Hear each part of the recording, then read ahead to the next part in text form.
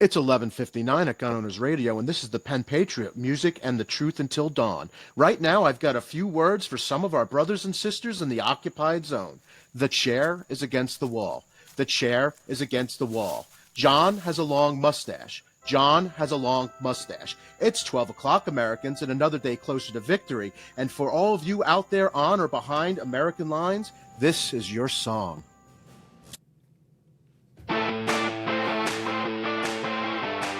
Gun Owners Radio! Welcome, everybody. We make activism easy. Thank you so much for joining us and listening. You know what's amazing? Gun Owners Radio, we just went over 10,000 subscribers. It's a huge month for us. It is 10K May. You did it, and we thank you all so very much. So what does it mean that we get 10,000 followers? What does that mean for you? Well, it means that this show matters. It means that people are paying attention, and we truly, truly appreciate it. And it means we have a responsibility to keep pushing. You know, we're not going to stop at 10,000, and we need your help. So subscribe if you haven't already. Share us with your friends, and let's get the message of the Second Amendment out there. Thank you so much for 10,000. Check it out. We have another jam-packed episode for you. We're going to talk about a candidate for assembly who loves the Second Amendment and what's going on in Congress in Sacramento and San Diego, plus a whole lot more. Gun Owners Radio is coming to you from deep, deep, deep within our Gun Owners Radio bunker, located within the secure walls of Discount Gun Mart on Marina Boulevard. Check them out at discountgunmart.com and see for more. Are you getting our email?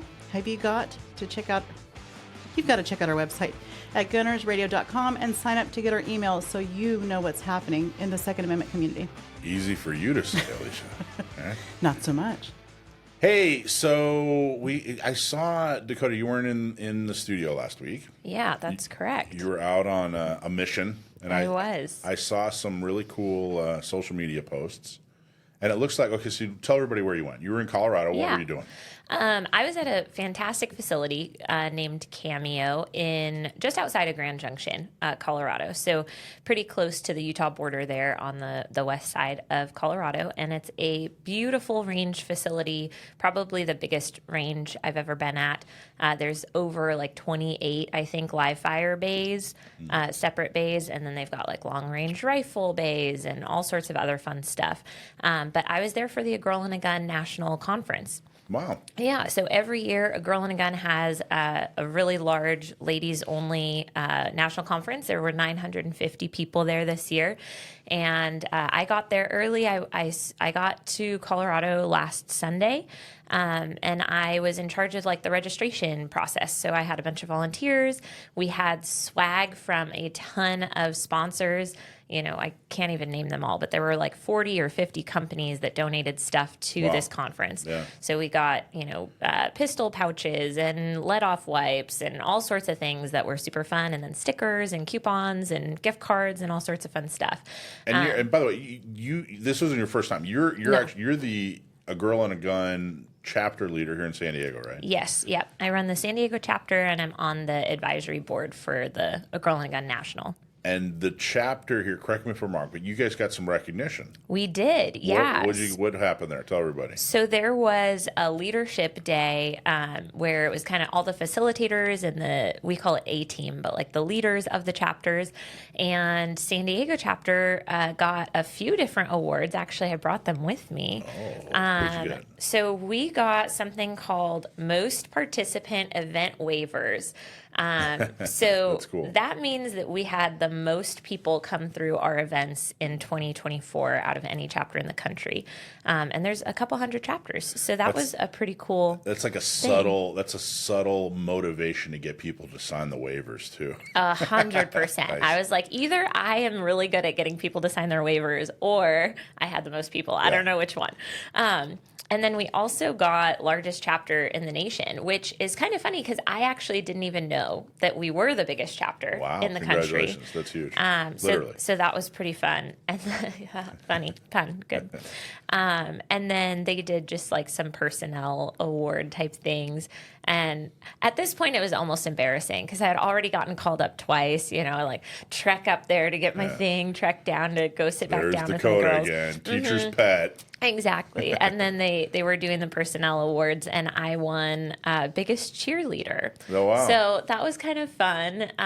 They said that I, am helpful to other facilitators, and, people call me and ask, about how I run the chapter and different events we have and stuff. So I do try to be available for people to chat, but I didn't know they were going to give me all that. So it was super sweet. I really appreciated it. But well-deserved recognition. That's very, very cool. Above and beyond the recognition, what was the funnest part? So let me just kind of lay the stage for what this event is, because it's massive. So the first day is that leadership day. Then the second day is a lecture day. So we had Tatiana Whitlock, Luann Hamblin of Luca Tactical, Brian Hill of The Complete Combatant. He's been to San Diego a few times. I think he's coming back this summer. Yep. Dr. John Lott, we've been talking about him a lot on the show. He was a keynote speaker at that event. And then Mike McKinnon from Hygienol. They do like the lead wipes, the hand wipes and things. So that was an amazing day of just learning. You're basically sitting in a lecture hall for 8 hours and hearing all of these amazing, things about Second Amendment and laws and, lead protection and all sorts of stuff. The lead protection, to interrupt you here, the lead protection is actually pretty fascinating. You were telling me a little bit about that. Super fascinating, yeah. And you were telling me, tell everybody real quick what you said about diet and lead. Like if you spend too much time on the range, you'll end up accumulating too much lead in your system, and it could negatively impact you. In fact, do you remember, you guys know Alice in Wonderland, right? Yeah. You remember the Mad Hatter? Yes. You know why he was mad, why he was insane? No. Because they used to put a layer of lead on hats to help preserve them. You knew that, right, Alicia? Funny. So so these hatters would get too much lead in their system, they go crazy. They go insane. That's really interesting. But it takes a lot of lead to do that. Yes. So, yes. But you were saying that, tell everybody, this doesn't have anything to do with the event, but I want you to tell everybody what we found out about diet. There's some studies that show, and I'm not going to pretend to know how this works, but some studies that show that the receptors or whatnot that the lead actually bonds to, the lead can't bond to those in your body if they're already full with something else that has bonded to that same receptor. So there's some evidence that shows that certain types of foods and also just being on the range on a full stomach helps mitigate the ability for lead to actually bond to that. And so it's more easily kind of flushed through your system, just, through your kidneys and through your urine when you are teaching on a full stomach or on the range on a full stomach. There you go. Remember, you're not an attorney. That's not legal advice. I'm not a doctor, but some studies seemed to show that. Did you stay at a Holiday Inn Express last night? I did not. I did not. All right. Well, then take this with a grain of salt. I gotta tell you. Okay, so but you said specifically like leafy greens. Yeah, like cilantro and I think tomatoes was on that list as well. I'm not sure why, but there's a whole list of foods. I think it's not OSHA, but it's the California something of lead, whatever, poisoning control. They call me because my lead is high. But every time they call me, they give me a new tip. Here's another thing you can try. So one of the folks I talked to at that state agency or county agency or whatever it was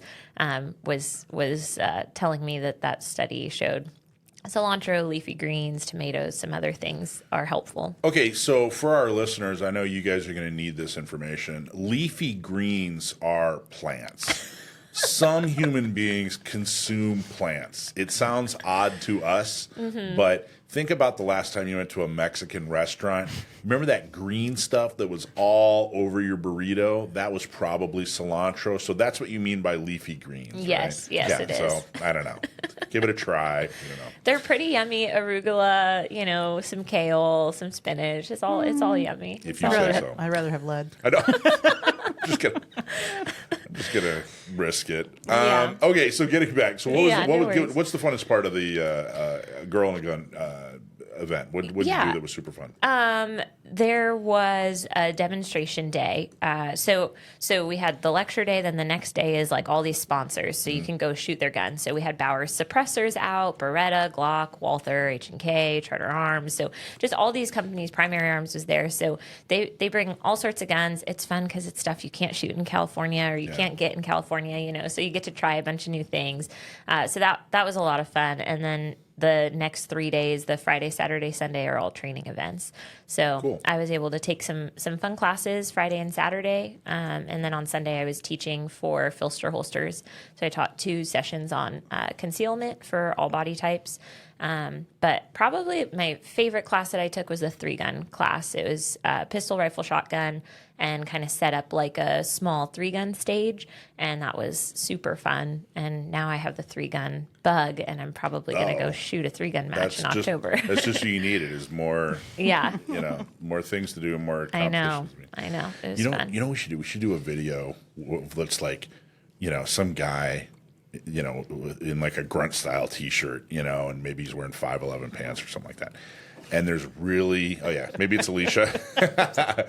Maybe, and there's like really dramatic music playing, like that Sarah McLachlan song or whatever, No Puppies Die, though, right? Really, yeah. Okay. And basically his turmoil is that he's got so much lead in his system. His doctor needs him to eat some leafy greens, and he's like weighing the options. Like, I think I'd rather go insane. That is so funny. I'm on that same watch list they call me too. Really? Oh yeah. Yeah. Jeez. Yeah. Mine's pretty bad. Really? Yeah.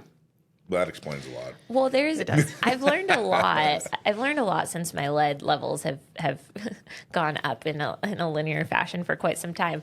But just for people who shoot a lot and are interested in this, there's a few things that I think have actually helped the most. Obviously, washing hands very well after shooting is a big one, and after handling ammunition. But what I also started doing is having separate range shoes.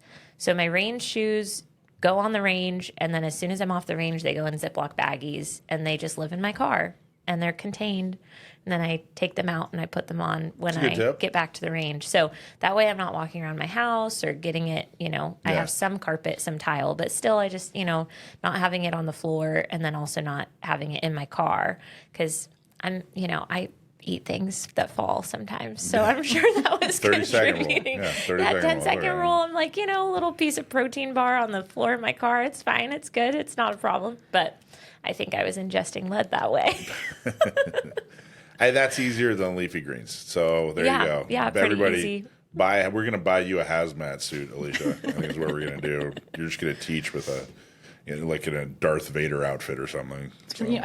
Since we're talking about lead, I just want to give a kind of a thought about that. Yeah. I don't want to scare anybody off. Yeah. Dakota and I spend a lot more time on the range than most people. Oh, So yeah. if you're just it's a hobby, it's fun, you do occasional training, you don't need to have the same level of concern that, like I'm out there many, many dozens of hours per week. Same. Straight.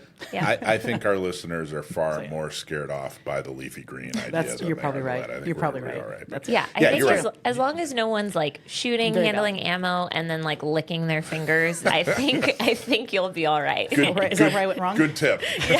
All right, change of behavior coming up. No, but you're absolutely right, Alicia. You guys are both instructors. You spend a lot of time on the range. So, I mean, if you're going to the range once or twice a month and you're shooting for an hour and you go through 100 or 200 rounds, something like that, I doubt you have anything to worry about. But again, we're not doctors. We're not lawyers. We're not construction workers. We're not Indians. We're not bikers. we just have this silly podcast. All right, let's move on. Let's go to the gun truth of the week. The gun truth of the week. Okay. A 2002 report produced by the U.S. Department of Education. Are they still around? They might not even be relevant anymore. But anyway, in 2002, there was a U.S. Department of Education, and they produced a report in collaboration with the U.S. Secret Service. They found something very interesting. When it comes to school shootings, from the report, quote, despite prompt law enforcement responses, most attacks were stopped by means other than law enforcement intervention. And it went on to say that about a fourth, were stopped by law enforcement intervention, which meant that 3/4 were not. We've been saying this for forever, since the show started. A gun is the most effective self-defense tool ever invented, ever created, not a cop. Cops are great. They're brave. They do what they can. They investigate crimes after they happen. They're really good at drawing chalk outlines. But the reality is, your self-defense is up to you. You are your own first responder. Get a gun, get trained, get a permit, and carry everywhere you can. That's it. And that is your gun truth of the week. All right. Let's go to the Q&As. Okay, you have questions, I have answers. People write in all the time. They send me texts, emails, phone calls, all kinds of questions, so we answer them right here live on the air. Okay, this one was interesting. I had to look this up. I had to look this up because California's goofy and there's so much nuance, and I really wanted to make sure I got this right. Again, I'm not an attorney. This is not legal advice. Anything I say here is not a substitute for a properly licensed California attorney who specializes in firearms. So the question is, can I give a firearm to my spouse or registered domestic partner? Can he or she give it back to me later? Now, I got this right from California DOJ, right from Rob Bonta's website. The answer, yes, is as long as the person receiving the firearm is not in a prohibited category and the firearm is legal to possess, so it doesn't fall under the assault weapons ban, for example. The transfer of a firearm between a husband and a wife or registered domestic partner is exempt from the requirement to use a licensed dealer to perform the transfer. Now, this part is where it got interesting to me and where the nuance comes in. Mm-hmm. If the firearm is a handgun, the recipient must obtain a handgun safety certificate prior to taking possession and must also submit a report of operation of law or an Interfamilial handgun transfer form, which is a $19 fee on CFARS through the DOJ. And that's within 30 days of taking possession. The same rule applies to the return of the firearm at a later date. Now, that's possession. That is if you're standing at the range and you say, "Hey, hun, try my gun," or you say, "Hey, I'm working late and my gun's in the nightstand, so make sure that you use it for self-defense," something like that. They're talking about changing ownership. So if it's "Hey, hun, I got you a great gun for Christmas," you would have to do the Interfamilial transfer form, especially if they were going to put it on their CCW. So that's what they're talking about. So don't think that, if you're standing there in the same lane, on date night, and you hand her your Glock 19, that you got to go through an Interfamilial transfer form. Then she hands it back to you, and you got to go through another Interfamilial transfer form. And then you say, "Oh, by the way, hold this for a second. You got to go through another." That's not how it works. But an Interfamilial transfer form, you don't have to go through an FFL. You do have to have the safety certificate, in order to receive a firearm. So there you go. They're also going to want proofs of residency as well. All the same docs as if you're buying from a dealer, because it's the requirement of the DROS. Yes, but you're just going through this Interfamilial transfer form. Correct. You don't have to go into an FFL. Yeah, follow the transfer form on CFARS and mark all the boxes, follow all the instructions, and you'll be good to go. But you don't have to go down to a gun shop. I want to give one tip on the Interfamilial transfer form, though. A lot of people are confused by it. If you look at it, there's no mention of what I'm going to share with you on the back of the instructions.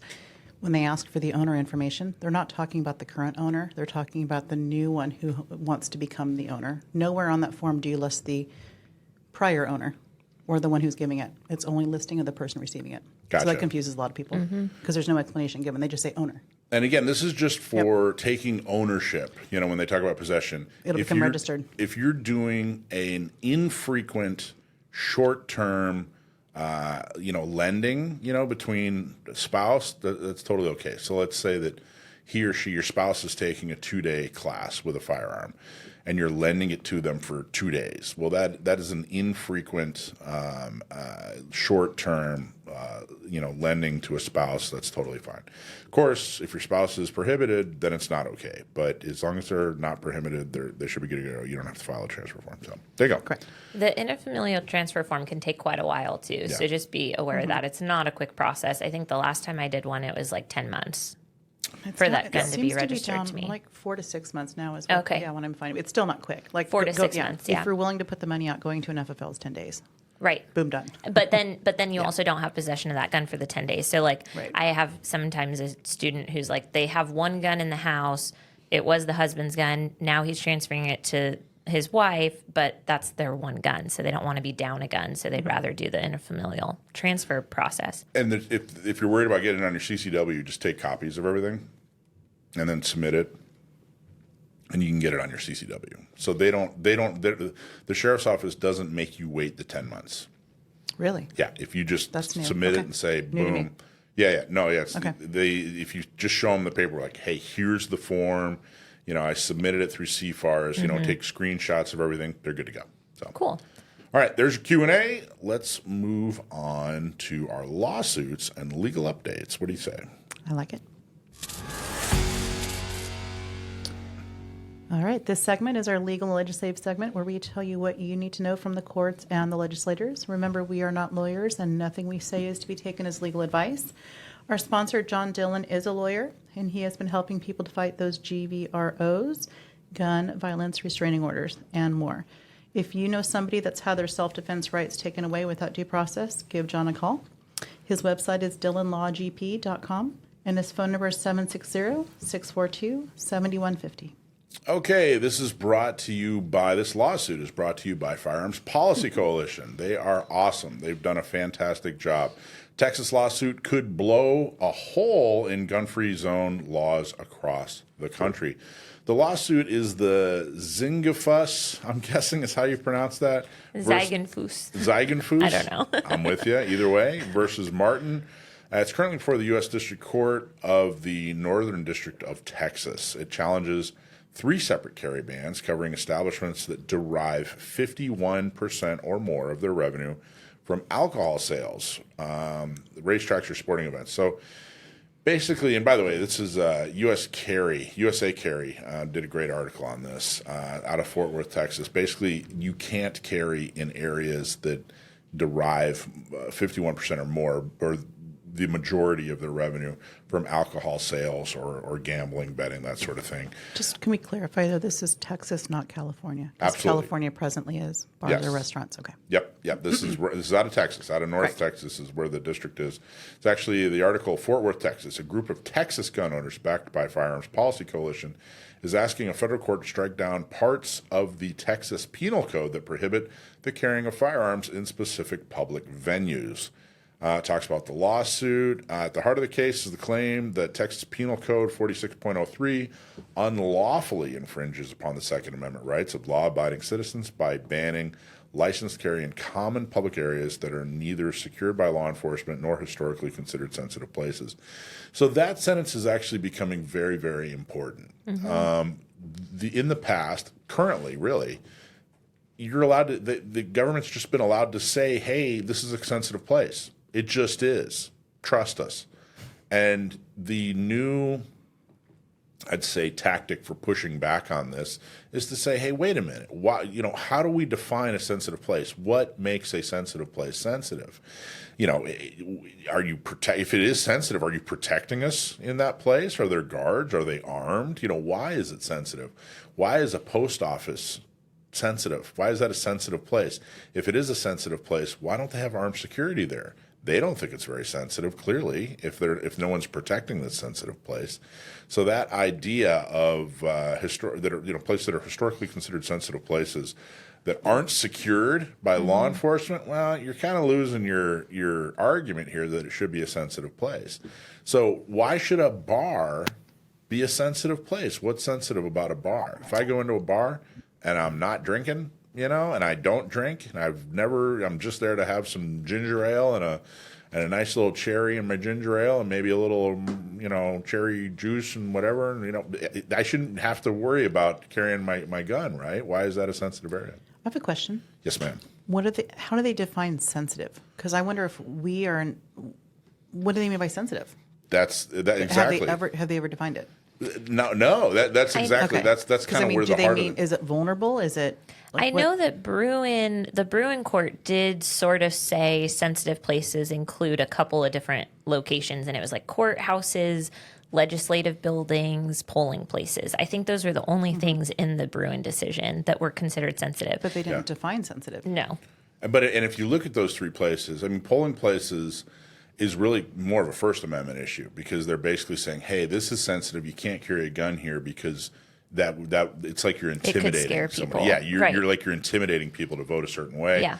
But the other two places, Courthouses and legislative buildings. Mm-hmm. So again, there's at least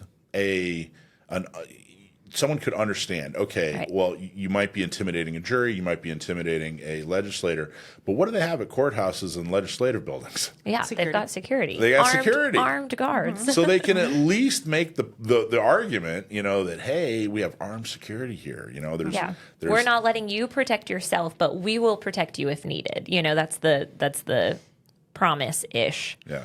Not that we necessarily agree with that, but I've told a story before about how I took someone to the ER, and as they were getting checked in, security wanded me, and I said, "Yeah, I'm carrying a gun." And they said, "Do you have a badge?" And I said, "No, I don't have a badge. I'm not law enforcement, but I have a carry permit." And they said, "Well, I don't know what to do. Hold on." Got the supervisor. Now at this point, if I'm a criminal, I'm patiently waiting for them to get their Of course. supervisor. Yeah. Supervisor came in, was very polite, and said, "Look, you either need to put this into a locker that we have available for you. You can go back and put it and secure it in your car." And I said, "I'll go put it in the car." I noticed later that both of these security guards were unarmed, yeah.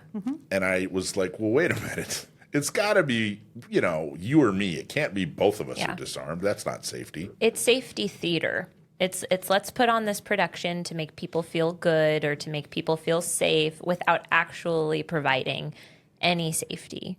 And hopefully no one calls us out on it, and hopefully it doesn't become a problem. But I think about the liability that you would assume these businesses are taking on by disarming law-abiding citizens. Like, doesn't that feel like they would have some sort of liability if there was a problem in that building? So that's where the fight is, and that's the point we really want to make in this. Even though it's in Texas and it may or may not directly affect California, that's the new battle of forcing them to define, well, what is a sensitive area and why? Why is it a sensitive area?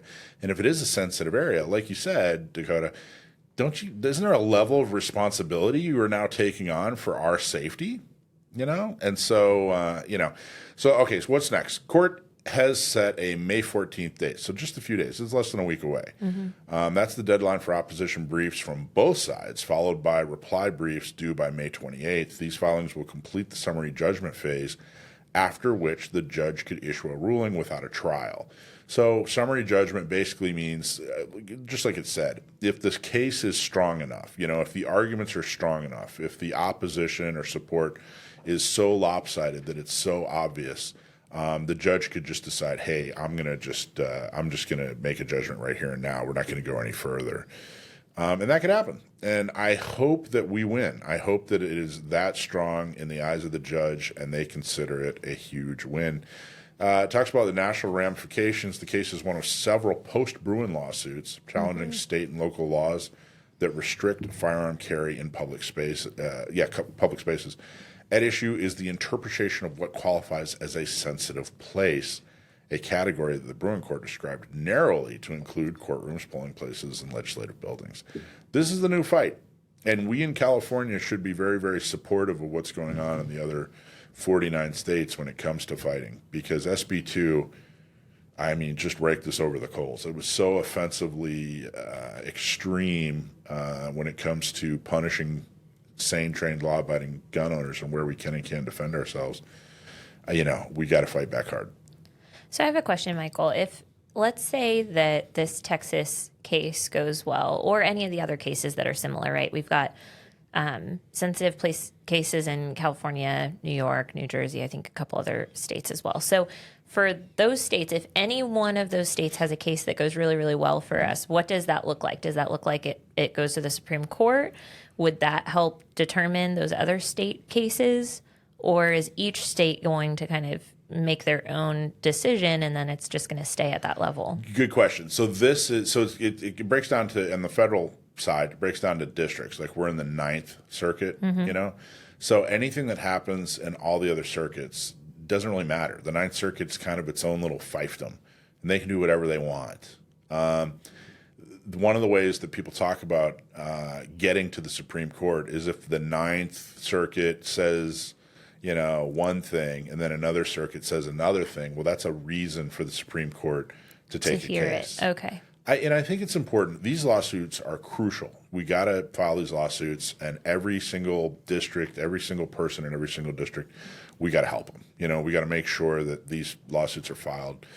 But the reality is the Supreme Court, like right now, we're frustrated that the Supreme Court isn't taking more Second Amendment cases, and the Supreme Court only takes a very limited amount of cases, and it depends on their caseload. If there's fights between the executive branch and the legislative branch, that takes priority. So the more they're fighting, the fewer civil rights cases or Second Amendment cases they can take. And they really haven't taken a lot of Second Amendment cases historically over the course of, 250 years old now? So it's still crucial that we get the right people elected. We can't just sit back and wait for the Supreme Court to save us. But yes, that would be the ultimate. Firearms Policy Coalition emphasized that public carry should not be criminalized based on arbitrary classifications. Quote, the government cannot designate common public places off limits to peaceable armed citizens just because it disapproves of where people gather. I think that's a powerful statement. Yeah, I think one thing about this argument that's always interesting to me is you hear the other side say things like, well, if it's a gun-free zone, it would be horrible if we are arming these people. I hear it a lot with schools. They're like, oh, well, this is a gun-free zone, but now you want to arm the teachers. And it's like, I don't think anyone here is arguing for arming people who don't want to be armed. We're just saying stop taking away the guns from people who would otherwise be carrying a gun everywhere they go. They're already carrying a gun. They're going to all of these places, but now you're actually telling them they have to disarm themselves to be there. And that's the piece that we're against. We're not saying everybody in a bar should carry a gun. We're saying if you already were going to be carrying a gun, we should not be forcing you to take the gun off just to go to the bar. There you go. Exactly right. Okay, next, I want to start, before we talk about the next one, I want to start with a video that was extremely interesting. This is Harmeet Dillon, who was an attorney out here, still is an attorney, but she was out here in California. She was a big leader in the Republican Party, and she is now in the Trump administration working on civil rights issues. And I wanted to play a piece of an interview that she was just a part of where she talks about the Second Amendment, and then I'll talk about the relevance of that. The new project I've got going in the Civil Rights Division, to the surprise of many people on both sides, is the Second Amendment. Who's protecting the Second Amendment in the federal government? Prior Republican administrations haven't paid a lot of attention to affirmatively doing that. But, in the wake of clear guidance from the United States Supreme Court protecting our right to, own and use firearms in most circumstances throughout the United States, city after city, state after state are eviscerating those rights. They're mocking the Supreme Court by passing laws that make it virtually impossible. Colorado just passed a law that is extremely onerous and imposes a financial burden on gun ownership. California is wink, wink, nudge, nudge, allowing you to apply for concealed carry in multiple places, and then they don't staff the departments that do the interviews. DC, I came here to DC. I have firearm. I'm a firearms owner. I inquired about the process. It's months before I can get an appointment with the chief of police or the police department to even apply to exercise my Second Amendment rights. Well, I'm exercised about that. I'm not happy about that. And I might be doing something about that. New York has a host of laws that are that are different in upstate New York and different in New York City, and they all violate the Constitution. So we will be working together to make this a focus of the Civil Rights Division, challenging state law that violates fundamental civil rights in the Civil Rights Division.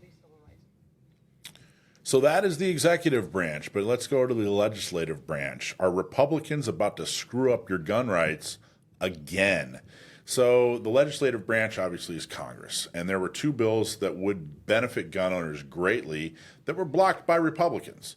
One was the Protection of Hearing Act, which is H.R. 404, and the other bill is H.R. 646, and that would remove short-barreled rifles and short-barreled shotguns from the NFA, which basically means that it means that suppressors and and any kind of firearm with a short barrel, like a rifle or shotgun with a short barrel, I should say more accurately, they're heavily regulated and taxed for no reason. You have to pay this tax just to own one, and it doesn't benefit anybody anywhere other than the federal government. Now, what do I mean by that? Well, if you go pay taxes on gas, it makes sense that those taxes go to help the roads that you're driving on. Makes sense. If you're paying taxes on your property, your house, for example, then they use those taxes to improve your community, educate your kids, that sort of thing. Makes sense. Well, what does this tax on short-barreled rifles go towards? Do they send you cleaner for your short-barrel rifle? Or, how is this benefiting gun owners at all? It's not. It is simply put there to harass and make things difficult. So you could finally own a suppressor in most states, unless your law restricts you, and we'll talk a little bit more about that in just a minute. And it would allow you to own a rifle or a shotgun with whatever barrel length you feel is best for your self-defense. Not what the government feels is best for you, but what you feel is best for you. And the suppressor bill didn't even eliminate every regulation. It basically said that, hey, if you're going to buy a suppressor, just go through the same steps you'd take that you would when you purchase a firearm. They'd still require a 4473. They'd still require a background check. But it is stuck in the Ways and Means Committee, which is completely and totally run by Republicans. So I got to tell you, you cannot any longer, don't vote for Republicans, don't vote for Democrats, vote for people who are pro Second Amendment. That's what I get so much flack from people when I focus in on Republicans and say, hey, look at how anti-gun this person is. You can't simply vote for a Republican and assume they're going to protect your gun rights. And this is proof positive of everything I've been saying for years. So let's take a look. Who's on this Ways and Means Committee, which, by the way, is a very important committee in Washington, D.C. So first off, it's chaired by Jason Smith out of Missouri. This isn't some left-wing crazy Californian. This is a rock-solid, quote-unquote, red-blooded, meat-eating Republican from Missouri. And he is he is the chair of this committee that's blocking your gun rights, the expansion of your gun rights. There's a guy named Buchanan out of Florida that's Republican. There's a Republican named Kelly out of Pennsylvania. There's a Republican named, Schwerkert out of Arizona. Everybody tells me that Arizona is this pro-Second Amendment organization. Meanwhile, they have an anti-gun governor and 2 anti-gun senators. And now they have a Republican who's blocking your ability to own whatever rifle and shotgun you want and whatever suppressor you want to put on it. You can look at this. There's a guy named Arrington from Texas, another guy named Smucker from Pennsylvania, Miller from West Virginia. This isn't some wacky left-wing California issue. This isn't some Democrat issue. These are the Republicans. You're looking at the faces of the Republicans from across the country that are standing in the way of what they said they would do, and that's protect your Second Amendment rights. Harmeet Dillon, the clip I showed, is a huge Republican leader here in California. That weren't my words when she said that nobody's protecting your Second Amendment rights in Washington, D.C. She is quite literally the first person to do that. Now, we've said before that Trump is the most pro-Second Amendment president probably ever, at least in the modern age. But that's also a statement on how bad the other presidents have been. At least he said, hey, Harmeet, come here and help us with civil rights, which include the Second Amendment. And again, she is a Republican leader. She actually was the leader of the Republican Party, the statewide Republican Party in California. And she's saying nobody has ever protected your Second Amendment rights here in Washington, D.C. She agrees with me.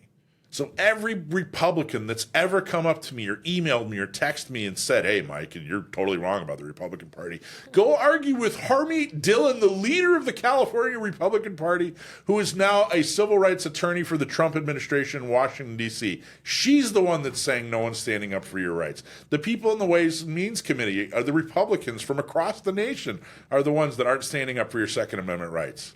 It's completely ludicrous that these aren't passing with flying colors. It shouldn't even be a speed bump. They are such reasonable repeals of restrictions. It's unbelievable to me that this would even, that it isn't done. It isn't a done deal already, but it's not. And it's because of Republicans. Let me repeat that. It's because of Republicans. So what I'm asking you to do is contact them. And I think the person we should focus in on is this Jason Smith character, who, by the way, was NRA endorsed. And that's not the NRA's fault. The NRA vets, and they do a good job. It's his fault for courting the NRA and lying to him and saying the Second Amendment's important. So let's put a little pressure on him. Jason Smith, his number, we'll put it in the notes. His number is 202-225-4404. Again, 202-225-4404. So contact him directly, Jason Smith. Tell him how disappointed you are in him as the chair of the Ways and Means Committee not passing H.R. 404 and H.R. 646 so that you can use a suppressor to protect your hearing, and you can decide what barrel you're going to use on your rifle and shotgun. But most of all, like I said, vote pro Second Amendment from now on. I just had some fun times with the suppressors this last weekend. I was when I was in Colorado at the Girl and a Gun National Conference, I got to shoot, 8 or 9 different types of Bowers suppressors, and I will say that it was so fun. And it's not just, it's great for your hearing, obviously. It's way less noise. I didn't even need ear protection on for some of the suppressors because they were so quiet. The sound of the trigger being pressed, the click of the trigger, was louder than the gun actually firing, which was crazy to me. I was not expecting that. The sound of the projectile hitting the steel plate was louder than the gun going off. Yeah. I was like, this is very different, obviously, than what we're used to. But not just for the hearing protection, it's also great because there's way less recoil. The recoil management was significant. There were 2 different suppressors that are kind of, designed for that purpose on regular 9mm handguns, and it brought it down from, what would be a, Glock 19 kicking a little bit to something that I would feel very comfortable teaching somebody who's either elderly and has arthritis, or somebody who's really young and has smaller hands, right? Like it allows you to use these firearms in a way that's less intimidating for people, but also safer for, people who have lack of strength or have small hands or are young and just starting out learning. So it's safer for people that are small stature, maybe not as strong as a Navy SEAL, yeah. And it protects hearing. How many old hunters do you know? I didn't say old, I mean like 50s, 60s, Yeah. How many older hunters do you know who have hearing aids? Yep, all of them. All of them. I think a better question is, how many do you know that don't? That don't. Yeah. Yeah, really. Yeah. Yeah. By age 60, if you've spent your life hunting, you probably have a hearing aid. Yep. Well, and just firearms instructors in general. If you're in a room with a bunch of instructors, you're all saying, "What? Huh? Yeah. Repeat that." Right? Like we're all slowly going deaf. So. All right. Well, there you go. I wanted to bring that to everybody's attention. I wanted to make that point about how important it is for us to protect the Second Amendment. I got to tell you, I think the message here is Republican Party, right now, you don't have us at the midterms. You do not have gun owners. You have not proven to yourself to gun owners that we should follow you going into the 2026 midterms, and you don't have a whole lot more time to prove yourself. I think that's the message that maybe we should start making real clear, to a lot of these folks involved, especially those in vulnerable seats. So, all right, okay, that's your legal and legislative segment. So those are the bills you need to know about this week, and we'll be back every week to make sure you're informed.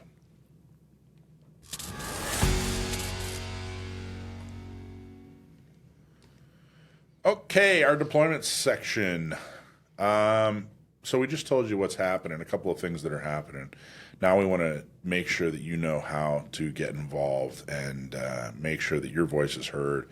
First, this is brought to you by Red, White, and Badass Brew Coffee. Go to rwbbcoffee.com, rwbbcoffee.com. Buy your favorite coffee. Have it delivered.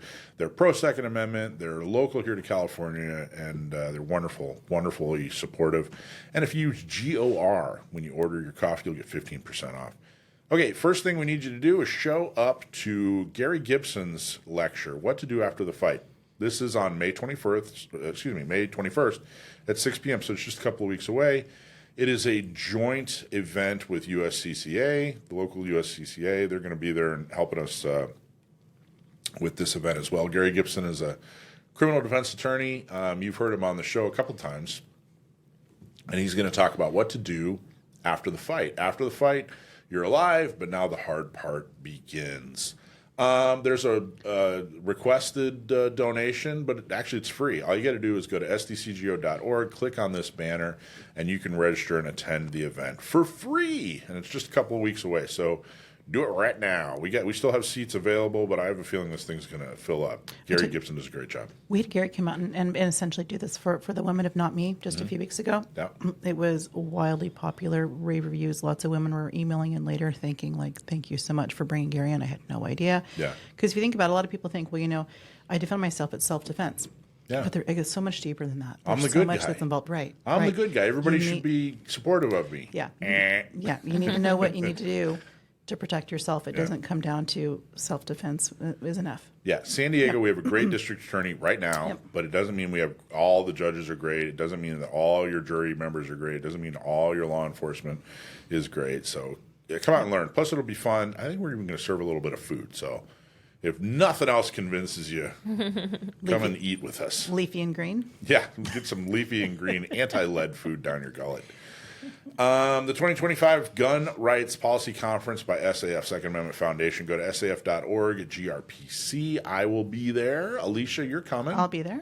A bunch of people are coming. I think, Rich, you're coming. Producer Rich. Are you going to be able to make it, Dakota? I don't know. Well, you should come anyway. Yeah. Come anyway, listener. Remind me the dates. God, well, that's an excellent idea. It is September 22nd. Excuse me, 26th. September 26th through September 28th. So I'm going to be just getting home from a couple of weeks in Europe, actually. So it might be a little too close. This is good then. We want to get all that European brainwashing out of you at a good old-fashioned gun conference. So yeah. But what you want to do is go to saf.org/GRPC and register today. It's actually free. I mean, you got to get there to Salt Lake City and you have to find lodging, but it's in Salt Lake City, September 26th through September 28th. I highly recommend it. I don't really go to a lot of these, but I really like the attorneys, the activists, and everything they have to say. Okay, tabletops and shooting socials. This is going to help San Diego County gun owners spread the word. So if you've never participated in a tabletop or a shooting social, go to sdcgo.org/volunteer. Pick an event, whether you want to teach somebody how to shoot or you want to spread the word at a gun shop. We're there to support you. It's an event that we organize completely and fully. You can just parachute in on the day and time where we need you, and we will hold your hand through the whole thing. They're both a lot of fun. We definitely need more people to sign up. If you've never done one, now's the time. If you're afraid, well, gee, I don't know what to do. We'll show you. You'll never be alone. You'll always be with somebody who knows what they're doing, who gets it all set up. All we need you to do is show up and, have an open mind and a big smile on your face, and we'll take care of the rest. So, again, if you haven't volunteered with us, make this the year you do a little bit more than you did last year. And if you have and you haven't done it in a while, come on back. We need the help. We really want to make this summer a big summer. Okay, Join the Prepared Protector First Aid for Armed Citizens class. Gunfights are rare, medical emergencies are not. Honestly, you are way more likely to need the medical skills you learn in this class than gunfighting skills. Be prepared and sign up for the Prepared Protector First Aid for Armed Citizens. That's on May 17th. That's at our friends Cargo out in El Cajon. So that's two birds with one stone. You can go out and see Cargo, see what they're all about, take a really cool class, all on May 17th. Students also take home an IFAC. That's an individual first aid kit with all the critical gear, handpicked by Erin Pettengill. She's going to be teaching the class. We interviewed her a few weeks ago. She is a nurse and shooter extraordinaire. The retail value of the IFAC, by the way, $145. So get the skills, get the practice, and get the gear you need to be a prepared protector. Sign up at the Gun Owners Radio website, gunownersradio.com. Stay informed, get trained, be part of the community, and we'll see you at the next event.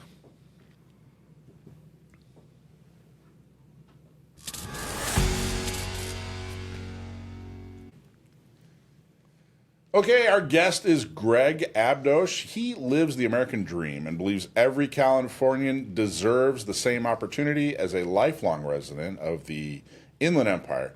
Greg has seen California's challenges firsthand, from rising crime and unaffordable living to a failing education system. He's running for state assembly to bring accountability, affordability, and safety back to our communities.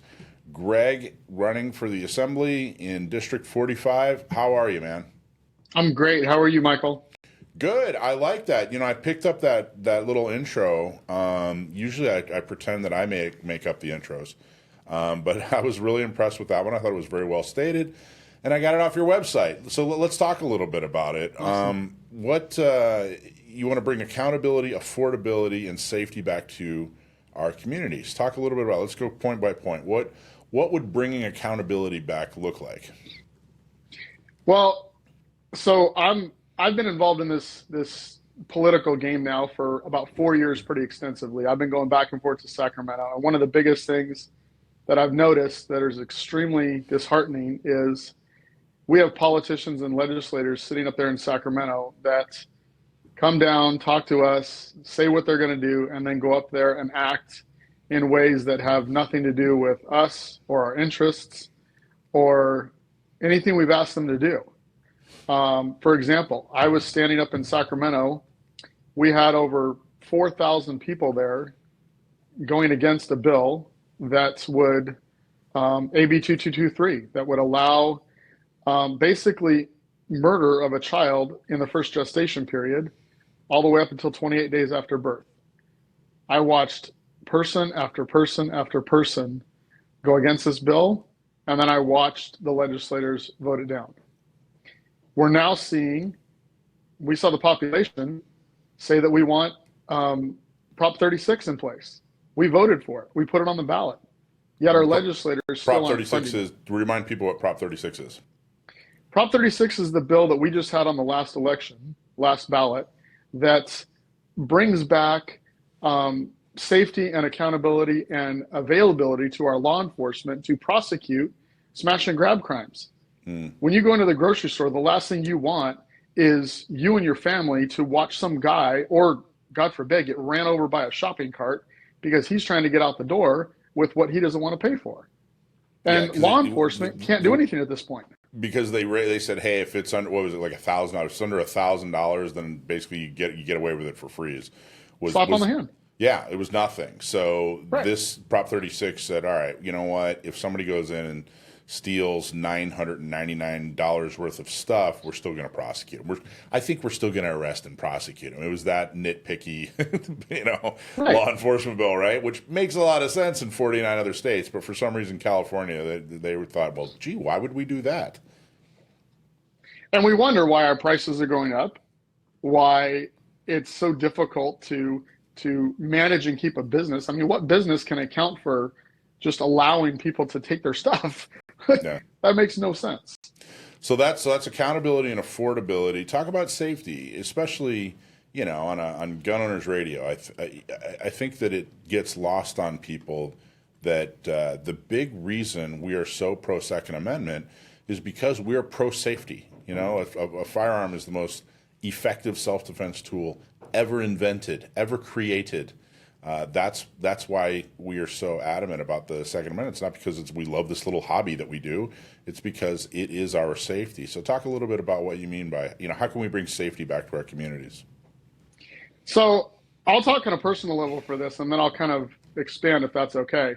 Yeah. But I remember when I first got married 26, 27 years ago to my first wife. She wasn't a big gun person. We didn't have guns in the house. My dad wasn't a big gun person. So, I mean, I liked them. I shot before, but I really didn't have any guns. And 2:00 in the morning, there's a pounding on my door, and I'm woken up. I go downstairs.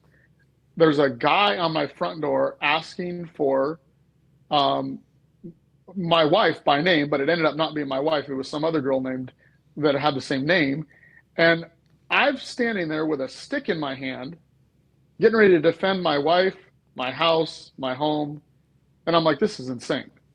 And that started me down the road of firearms and protecting myself and paying attention to everything and going through the proper channels to get a CCW, to do the things that I need to do according to the law. And what's so disheartening to me is we have legislators now. We just saw a bill that just got pulled, but make no mistake about it, gun owners, like they put these bills in place and they pull them because the pressure's too high. They didn't pull them because they got smart. They pulled them because the timing wasn't right. So the bill that we just saw go through legislation that just got pulled would basically make it illegal for you to defend your own home with a firearm if somebody came into your home. Oh, yeah. And that was a horrible bill. It was amazing it got pulled. It was great that it got pulled, but I have a feeling it's going to be back in some form. And just the fact that he was comfortable enough to introduce this bill is in and of itself horrible and worrisome, It's this is what we're dealing with in Sacramento. This just came to my mind. So during the Pacific Palisades fires, I had the opportunity to go down and do a ride along with some of the CAL FIRE people down there while the fires were going on and what was happening, and just seeing the deal down there and just the devastation in our community, right? While I'm doing that, there's a legislator's home that's right there off the beach. The home, nobody's even in the home, had Secret Service guarding the property to make sure nobody showed up to steal anything out of the home while the fires are going on. Wow. So explain to me how we have legislators that can send Secret Service to their home to guard their TVs and beds and clothes, yet we as citizens shouldn't be allowed to have a firearm in our house to protect our families. Right. And if you do have that firearm, 11 rounds of ammunition is way too extreme. What if there's 12 guys, Mike? What if there's 12 guys? So, Greg, we jumped right in because I really liked what you had on your website and used it as your bio. Let's step back. Let's talk about its District 34. Is it entirely 45? Excuse me, District 45. Yes. Nice, 45. You're a gun guy. That's a great district to run for it. So, I am. Is 45 entirely in the Inland Empire? Or tell us about your district. What are the demographics? What is it? What's in the district?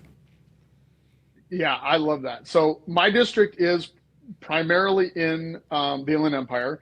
It ranges pretty much from Redlands to Fontana and north of the 10 freeway.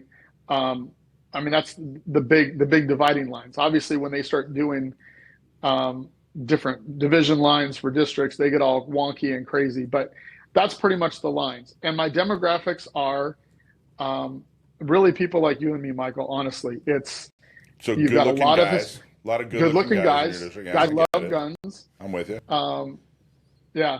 Shout out to Route 66 Gun Club, which is right there. Nice.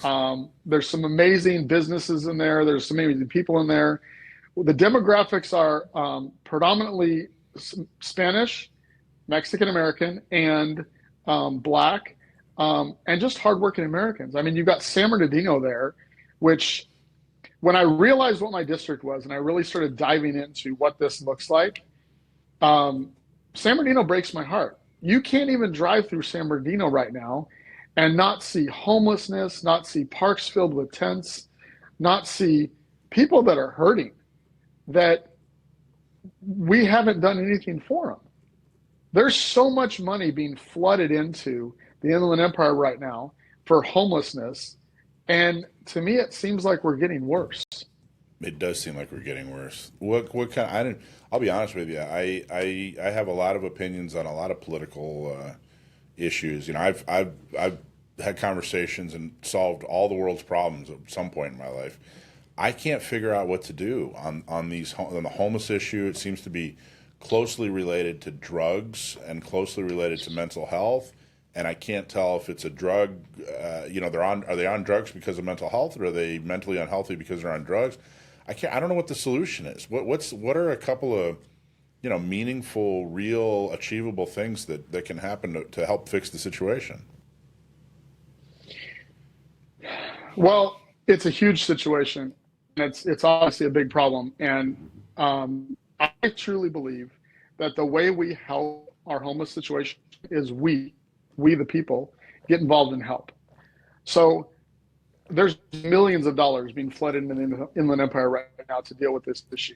Why are we not putting it back into every single church that's in those areas? Why don't we go to those churches and say, hey, we have a problem. We want to use your congregation, use your church, use your facilities, and help. These people, a lot of them, it is a mental issue. And law enforcement, I believe the number is they have to have 11 touches before that person makes a decision to change. That's a problem. Like, I understand this person's in a situation, but why do we not have some kind of regulations or guidance or laws or whatever you want to call it that will actually allow law enforcement to intervene and get the state involved, get the community involved to help this person? Like, are we just going to leave these people on the street and wait to talk to them 11, 12, 15 times before they make a decision to make a difference? Like, how does that help the community? How does that help the person? How does that help everything that's involved? Like, it makes no sense to me. So there's a couple of questions, some of my favorite questions to ask elected officials. One is, it's an interesting question. I don't know if there's really a right answer. You know what I mean? And it usually needs a lot of context, but it's an interesting thought exercise. If there is a law or bill that you're going to vote on that you are 100% against, you are morally opposed to it, you think it's a bad bill all around for every reason, but you know for a fact, without a doubt, you've taken surveys, and you know for a fact that 90% of your constituents want you to support this bill. Do you vote for the bill because your constituents are the ones that voted for you and said, hey, we want you to vote for this bill? Or do you vote against this bill because those are your principles and those are your, that's your thought on the situation? Well, you don't pull punches, do you, Michael? It's a good question, right? It's a great question. And I actually like the question, and I've thought about this. You said context, so let me go backwards a little bit. You don't know a lot about me personally, but some people that I'm sure see this do.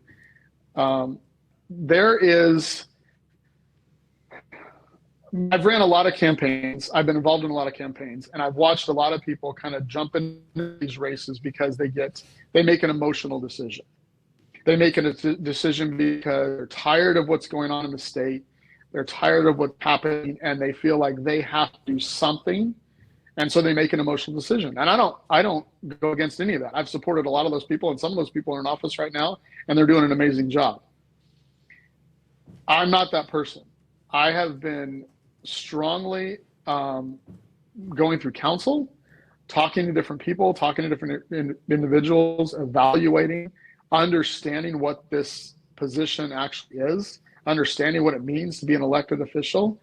And the question that you're asking about, what do you do if there's something presented to you that I personally am totally against, and 90% of my constituents are for it? I have to vote for it. The reason why is because as an elected official, I'm not put in office to represent me myself.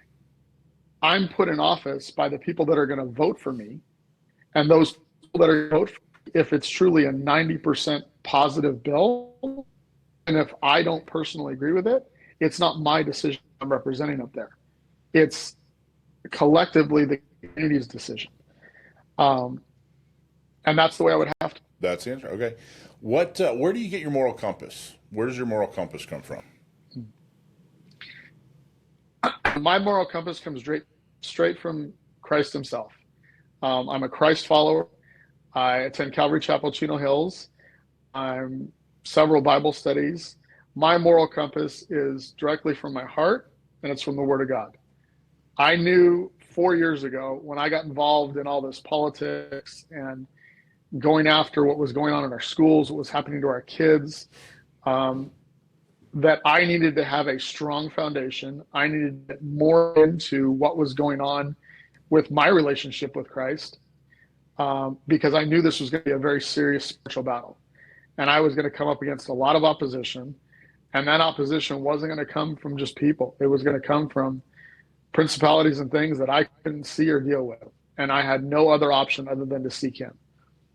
So that's where my morals comes from. There you go. And, whenever you talk to somebody who maybe is running for office, or they started a new business or did some kind of big project in their life, there's one moment where they kind of an aha moment, like, where they really made the decision, hey, I'm going to do this. I'm going to start this. I'm going to run for this office, whatever it is. What was your moment? What was your moment that really made you decide, I'm running for this office? So there's two very distinct moments. And they're kind of strange. It's not like some explosion went off or anything like that. The two very distinct moments were this. Last election cycle, there were 3 days left to enter a ballot in 40. It's Eloise Reyes Gomez's seat. I think it's the 42nd now. They've moved lines around a little bit over here. So I'm not exactly sure, but I got a phone call from a very good friend and the Central Committee of the Republican Party. And they wanted to put my name in the hat for this seat. It was going to be an unopposed seat. It was open, and they wanted my name on the ballot. So we started doing the process. And in that process, I realized that the lines had been moved, and I was no longer able to run for that seat. And so we kind of tabled it, and I started praying about it. And then when the primary ballots came out, I opened it and looked down and saw that I was now in the 45th. And I was like, Cal, this is what I'm supposed to do. So it wasn't, it was literally seeing who I was going to run against and seeing where I now lived and realized this is where I need to do. And that was the first one, and the most significant. And the second one, do you think if you were in District 9mm, you wouldn't have run because it's not really that? No, I'm kidding. All right, go ahead. What's the if it was second? 45, I would have ran. What's the second one?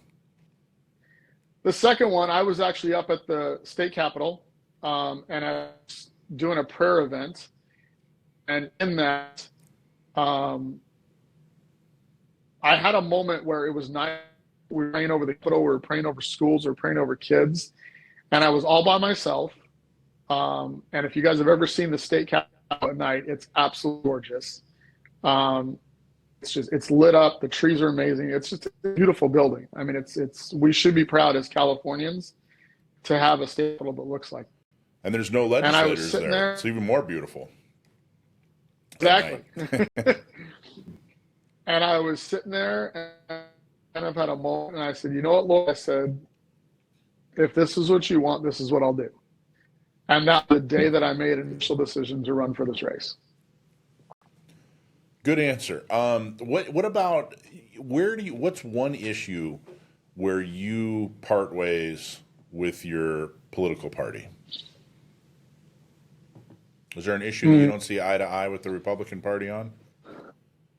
Well, that's an interesting question because honestly, the Republican Party has changed a bit, and where their line has become gray, not black, right?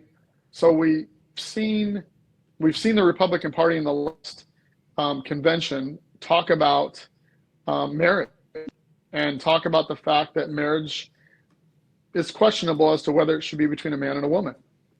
And with the platform and that line, it is between a man and a woman.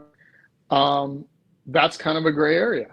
And for me, morally, I believe that marriage is a covenant between a man and a woman with God. And I waver on that. And so I guess that would be the one issue that kind of sticks out in my mind, that I'm a little bit off kilter from the Republican Party. Interesting. And now you and I have spoken before. We've talked about guns here just briefly, but talk to people about the Second Amendment. Why is the Second Amendment important to you?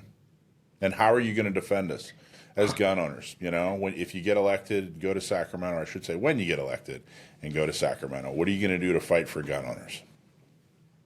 So I feel gun owner is not only a privilege, it's a right. It truly is. Our founding fathers put the Second Amendment in the Constitution for a reason. It wasn't just so that you could have AR-15s. It wasn't so you can have high-capacity magazines. It wasn't any of that. It was to defend our freedom and to fight for justice against all enemies, foreign and domestic. And I feel that if you are a moral person, if you can pass the background check, the extensive background check that we've put in place in California, there is absolutely no reason why you can't own a firearm of your choice.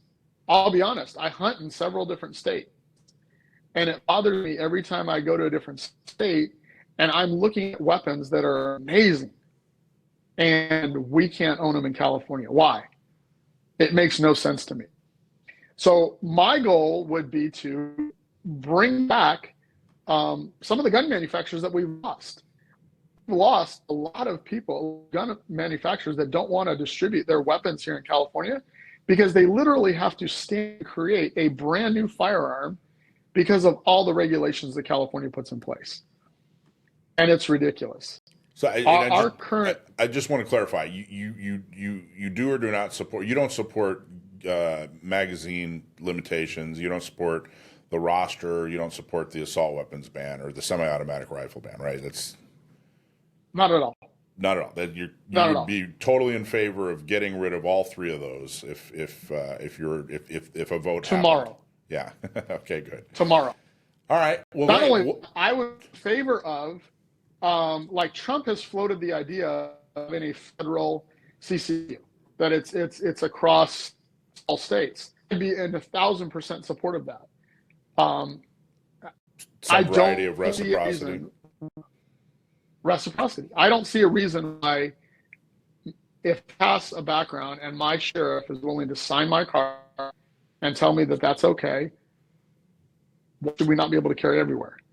My life is just as important in California as it is in Michigan, that is in Washington, it is in Colorado. Why can I not defend myself over there? Absolutely agree with you. So what's something else you want people to know about you, know about your race? What's a message you definitely want to make sure that people hear from you and get across?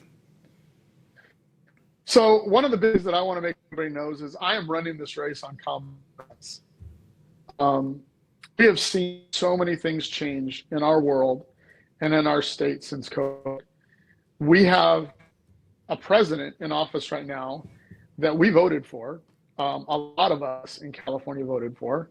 A lot of counties in California voted for him, including the Inland Empire, which is where I'm running.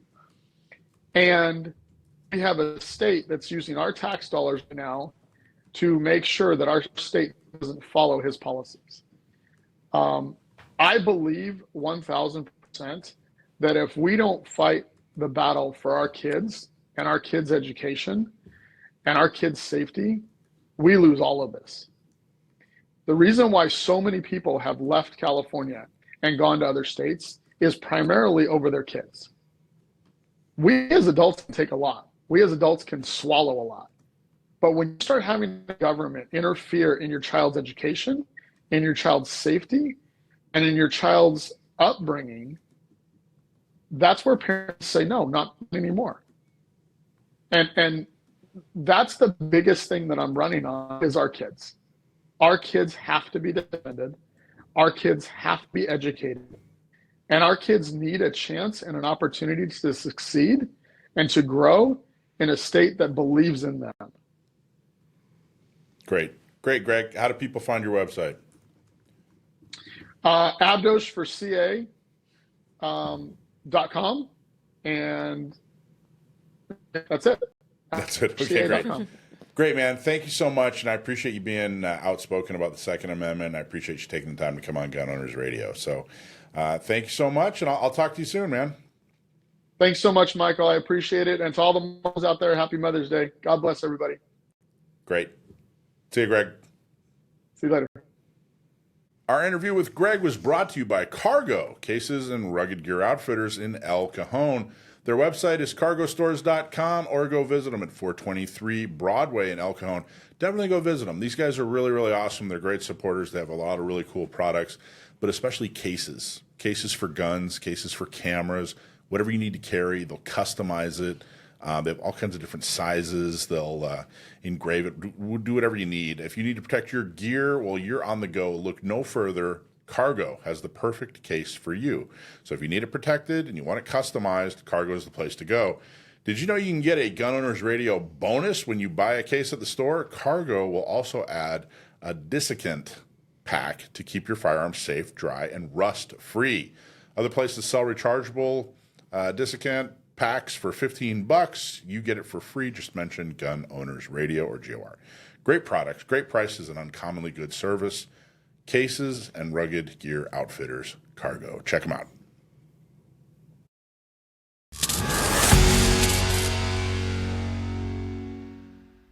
Stump my nephew. We found out years ago that my nephew is extremely good at gun trivia. So if you write in and give us a question, and we use it on the air, we'll give you a hat or a shirt. If you stump my nephew, then you get an even more special prize. He doesn't hear the questions in advance. The first time he hears them will be right here on the air. So, but you're going to be surprised at how hard it is to stump my nephew Sam. This is sponsored by Seal One, seal1.com, seal1.com. Hey folks, quick tip to save you time, money, and headaches at the cleaning bench. Ditch the 3-step system and switch to Seal One. It's the all-in-one CLP that actually works. You just wipe it on to clean it, wipe it off to lubricate it. Yep, it's that easy with Seal One. No greasy mess, no extra bottles. It is a dry lube. So don't leave it sitting, wipe it completely off, and you're good to go. One step, total confidence, that's Seal One. Try it today. Grab yours now at seal1.com. One and done with Seal One. All right. You ready for your question, Sam? I hope so. I liked the dramatic pause. All right, Alicia, what do we got today? All right, Sam. Real quick question for you, Sam. Do you have any of these cups yet? Oh, yeah. We got to get Sam one of those. There you go. Shameless plug. Oh, no, I didn't know you had new mugs. Yeah, oh, right? Sam. All right. Okay. All right, so here's your question. We'll get you a mug. All right, so a question comes from Aaron, and he's from Carlsbad. He asks, what was the first official foregrip manufacturer to get a U.S. military contract? Aaron from Carlsbad, thanks for writing in. What was the first foregrip?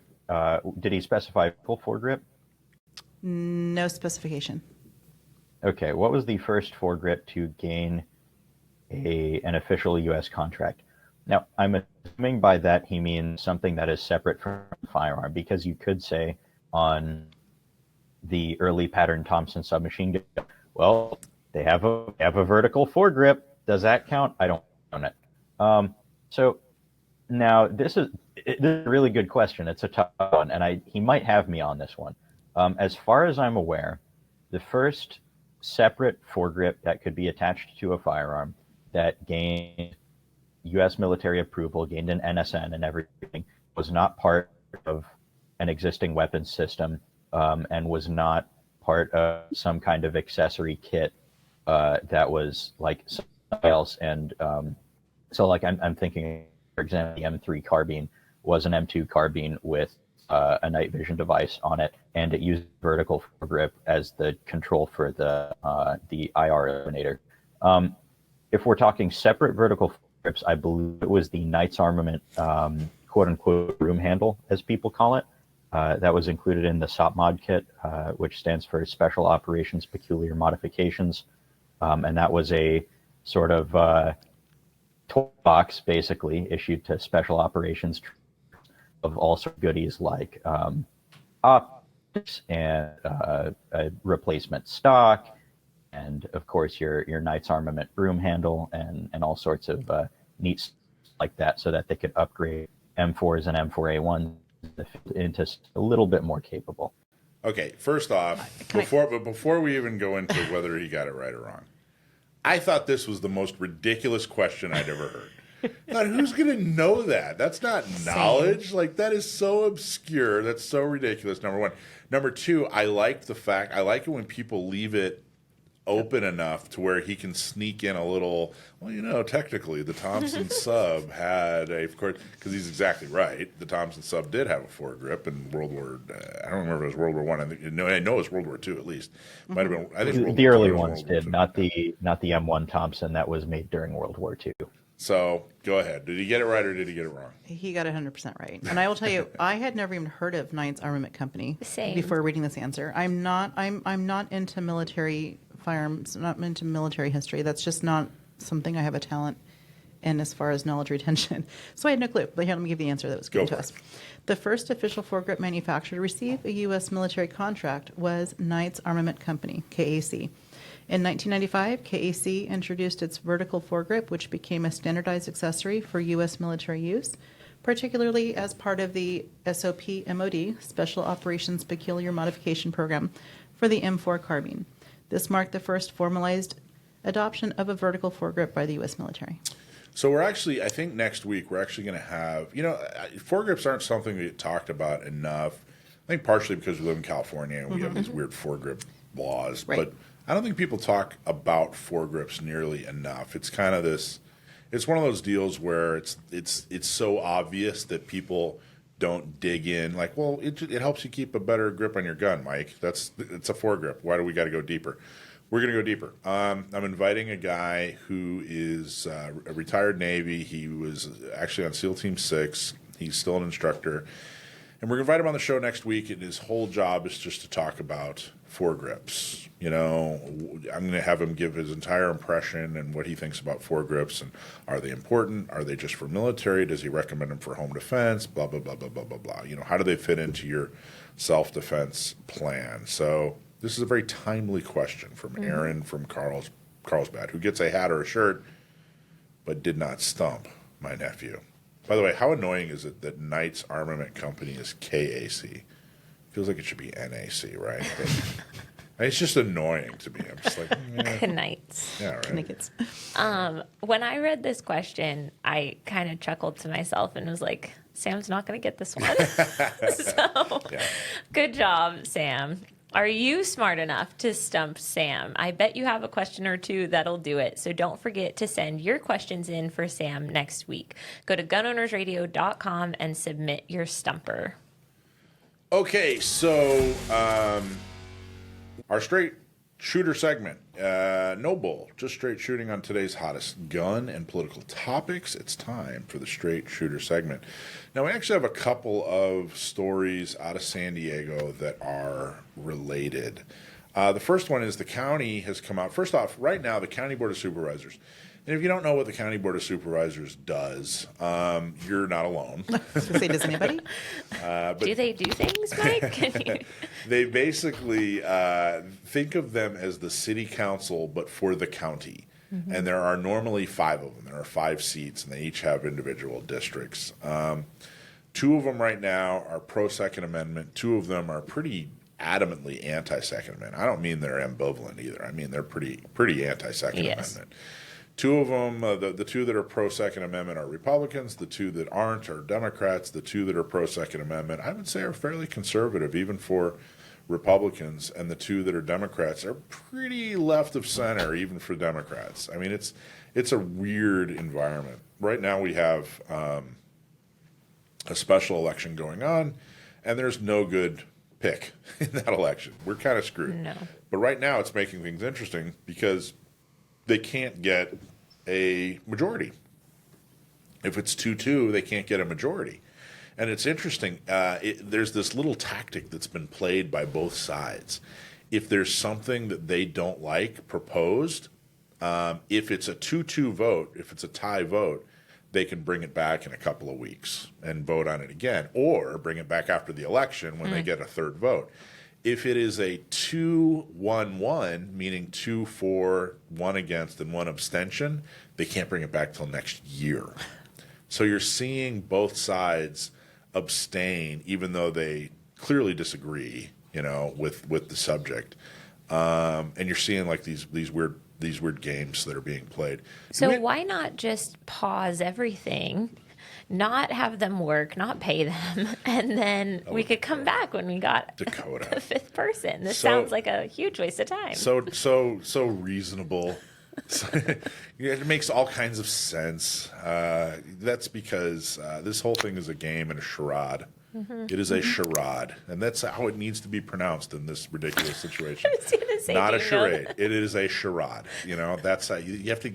That extra arrogance and ignorance that goes into saying it that way is important.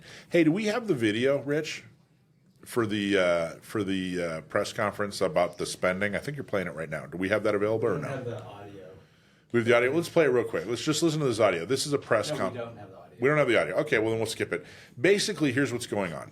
The pro-Second Amendment group are also, I would say, fiscally conservative. And they're saying, hey, look, they're spending money like drunken sailors, and we have an emergency fund. We need to protect and make sure that we're financially viable, and we need to stop spending money on this stuff.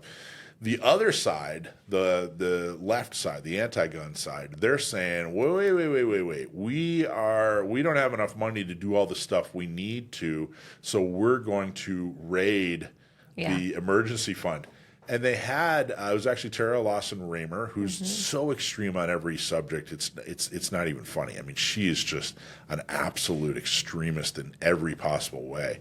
What an absolute She gave cunt. what's called the State of the County, which is like the state. How the president gives the State of the Union. Yeah. And her whole speech was, look, there's a lot of money in the county savings account. We're going to go and we're going to spend the hell out of it. Let's use it. Yeah. So they're basically saying, hey, we don't have any money for anything, so we got to dip into the emergency funds. The other side saying, hey, we're starting to run out of money, and we're certainly not going to hit it's not an emergency. We need to tighten the belt. We need to look at things. Now, the reason we're talking about this on a gun show is because this isn't stopping them from having their gun violence prevention crap. I don't know if you remember, guys, but a few years ago they were doing this research project. San Diego County gunners showed up in mass and pointed out all the things that they were getting wrong on this survey that they were doing. Then they made a bunch of recommendations. One of the big recommendations is, hey, we need an office that will, sit around and think about ways to ban your guns. And that's not getting defunded. They're not defunding that. We have plenty of money to make sure that we infringe on your rights to self-defense. They're worried about all kinds of other things when they're talking about raiding your savings. You, the taxpayer in San Diego, this is your savings account. The county savings account is yours, and they're basically saying, hey, all these extremist views, including your right to keep and bear arms, that extremist view that you have, that you want to defend yourself from people and exercise a right given to you by nature or nature's God. Well, we want to make sure that we go into the emergency fund to fund a project to get rid of that right for you. So that's the first thing I wanted to bring up. So we're going to move on. Related to that, there was a report and some recommendations by their extremists that their extremist department trying to get rid of your gun rights, and we wanted to talk about that. Before I did that, does anybody any questions, comments, concerns on the budget? No. Chris Wiley at Prime Res Mortgage. Thinking about buying a home, refinancing, or you're just wondering if now's the right time to make a move? Our friend Chris Wiley at Primary Residential Mortgage. Remember that name. They're in Alpine. He's the guy to call. He's been helping Gun Owner Radio listeners for years. With rates, with programs, and the market changing constantly, you need his help now. Now's the time to get expert guidance, whether you're buying your first home or you're looking to pull cash out. Whatever you're doing when it comes to home mortgage, contact Chris Wiley at Prime Res. Call him at 619-846-8695 or just go to primeres.com/alpine. primeres.com/alpine. Let's get into the gun violence thing. So I was contacted by a reporter. There was actually a report produced by this gun violence division of the county that they miraculously have money for. And it was kind of interesting. They basically are giving all kinds of credit. What happened was they found out that there's been a decrease in homicide. There's been a decrease in homicide, and the reporter who contacted me said, "Hey, what do you think? This gun violence thing, this gun violence department that you opposed, they were created last year. They were fully implemented, 6 months ago, and miraculously we have this reduction in homicide. What do you have to say for yourself?" Well, I said, "Well, it's wonderful news. There is a reduction in homicide." And I'm so glad that they're acknowledging that the expansion of carry permits in San Diego is doing some good. Now, they didn't actually acknowledge that. But if you look at the last 5, 6, 7, 8 years, in 2017, there were 1,100 CCWs issued. There are now over 24,000 issued. Now, that means two things. Number one, it means that people are able to defend themselves and there are fewer homicides. Number two, the whole, blood in the streets if people are able to carry a firearm didn't happen. It didn't turn into the Old West and the OK Corral. It turns out there are fewer homicides, either because of CCWs, which is what I'm pretty positive is happening, or at least, during the same time period where there are CCWs, there isn't a spike in homicides. So now, Dakota, you read the report, right? Yeah. Do you remember a while ago? I think some of our listeners probably remember that some of us went to some libraries and different places around the county. Yeah. That was related to this program. So if you remember, I went and gave a little 2-minute speech on a mic about, it was about gun violence, and a lot of people, San Diego County gun owners members, were talking about how the term gun violence was, disingenuous. But that was related to this program. Exactly right. But yeah, I think there's a lot of interesting things in this study. The first one is kind of the name of it, right? So it's called Annual Report on Gun Violence and Update on Gun Violence Reduction Work Plan. Why do we not like the term gun violence, Mike? Well, I don't like any violence. I mean, unless it's violence, in defense of life, nobody likes any violence. But the reason they use gun violence is because they're anti-gun. They're not anti-violence. The whole point of this is to try to figure out how to reduce gun ownership. It's not how to reduce violence. If they were really truly interested in reducing violence, then they would worry about getting rid of professional criminals, figuring out why they become professional criminals, and then making sure to help people who have mental health issues so that they don't commit suicide. Their own study said that if you look at from this study, if you look at the people who were killed and a gun was involved, 70% of them were suicides, 30% of them were professional criminals, probably killing other professional criminals. They're not worried about that. They sent up hey, let's figure out ways to restrict your gun ownership. Now, interestingly enough, they picked the word homicide. We were talking about this before we went on the air. They picked the term homicide. And what's interesting about that is they picked the word homicide because homicide is a completely neutral term when it comes to motivation. If you murder somebody, That is a subset of homicide, but murder is ill intent. You're trying to hurt somebody. You're trying to murder somebody. Homicide could be justifiable. It could be self-defense. It could be murder. It could be, it's basically any time a life is taken. Right. So they purposely picked homicide because they know that confuses people. Yep. And so they could pack their numbers so they could include every kind of death, whether it's, hey, I was defending myself, whether it's, hey, Dakota, you said they included law enforcement, right? Law enforcement involved shootings is a line item in their homicide table, which it is homicide, right? Yep. If law enforcement takes a life, that is homicide, just like if, and but I found it very interesting that it's in a report about gun violence, because why are we conflating the two? Are we talking about violence with a firearm? That term sounds like it means it's a bad thing, but some homicides are not necessarily bad things. Some homicides are self-defense. Some homicides are defense of a law enforcement officer. That's not necessarily a bad use of a firearm. Or at the very least, there is a very different solution to those two issues or problems. I think the big thing is that they're using the term homicide, and Oxford defines it as simply the killing of another, of one person by another. Yep. And I think by using this term, we know what that means, but I think the population at large interprets it differently. I think they think of it as murder. I think they equate homicide with murder. Yeah. A lot of people that don't really understand the nuances between the two terms. And I think they're using that as leverage. Yeah, you think you're exactly right. They continually pad their numbers. They do this all the time. They do this when they talk about school shootings. They redefine what you and I would think of as a school shooting. They include those numbers, but then they also include anything close to a school at any time of day by any person. Right. When they talk about how kids, the most common death when it comes to children has to do with firearms.